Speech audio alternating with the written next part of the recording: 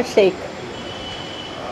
किस मांग को लेके आज ये पत्र परिषद ले लिया? MIDC बुट्टीपुरी में मोरारजी कंपनी है टेक्सटाइल कपड़ों की, और उसमें 19 साल से 1453 लोग कामगार काम करते हैं, और उनका सबसे बड़ा प्रॉब्लम है कि 19 सालों में उनको जो वेतन शुरू से दिया जा रहा वो अभी भी उसी टाइप से दिया जा रहा है। तो हमारी डिमांड है कि 3 साल के बाद यदि अस्थाई लोगों को अपन स्थायी करते हैं, हर मतलब गवर्नमेंट रहे या प्राइवेट सेक्टर रहे, तो ये तो नियम सभी को लागू होते, लेकिन इनके साथ अन्याय हो रहा है। 19 साल से ये जिस पद पर है उसी पद पर है।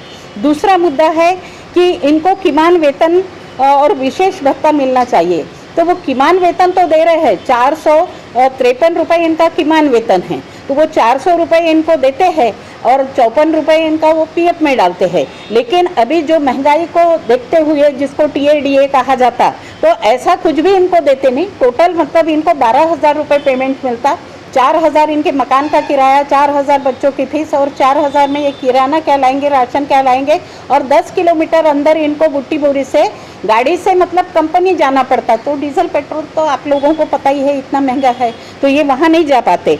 चौथा मुद्दा है इनका कंपनी कामगारों को बोनस मिलना चाहिए। उत्पादन इतना ज़्यादा करते हैं लेकिन उसका बेनिफिट इनको आज तक मतलब कंपनी ने नहीं दिया। उसके बाद में 5वां मुद्दा है कि ये कुशल कामगार काम करते हैं, कुशल कामगार का, तो इनको उसके हिसाब से इनका वेतन मिलना चाहिए। ये हमारी डिमांड है। क्या करने वाले हो? हाँ, हम कल हमारा संविधान चौक में एक धरना आंदोलन। अगर आपकी मांग पूरी नहीं होती तो ये समिति द्वारा क्या करेंगे? हम आगे आंदोलन तीव्र करेंगे और हो सके तो कंपनी को लाख लगाने का भी काम करेंगे। जी टेक्सटाइल ये जो कंपनी है, आपको ज्ञात होना चाहिए कि कॉटन का कपड़ा प्रोडक्शन करने वाली ये महत्वपूर्ण कंपनी है। यहाँ का जो प्रोडक्शन है ये विदेशों में निर्यात होता है। इतने अच्छे ढंग का कॉटन यहाँ प्रोड्यूस होता है।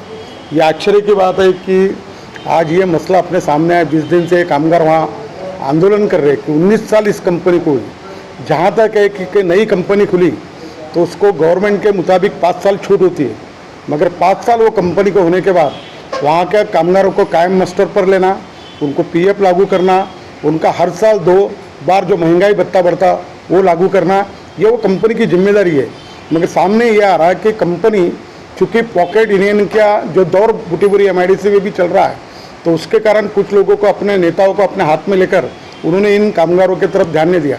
आश्चर्य की बात है कि हमारे कामगार उपायुक्त, नागपुर में कामगार उपायुक्त है, तो कामगार कायदे का अमलीकरण करने की जिम्मेदारी उनकी है, तो उनका ध्यान अब तक क्यों नहीं गया? क्या यहाँ के इंस्पेक्टर जो गए वहाँ, तो क्या वो पैसे खा के बैठ गए?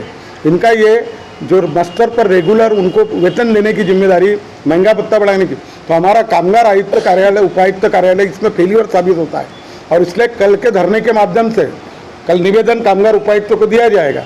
हम वार्निंग देना चाहते हैं कि आप अपनी जिम्मेदारी को नोट करो, नहीं तो तुम्हारे दफ्तर में आके तुम्हारे क्या हाल करना है कामगार उपायुक्त, तो हम यह आंदोलन से करेंगे, ये चेतावनी हम देना चाहते हैं।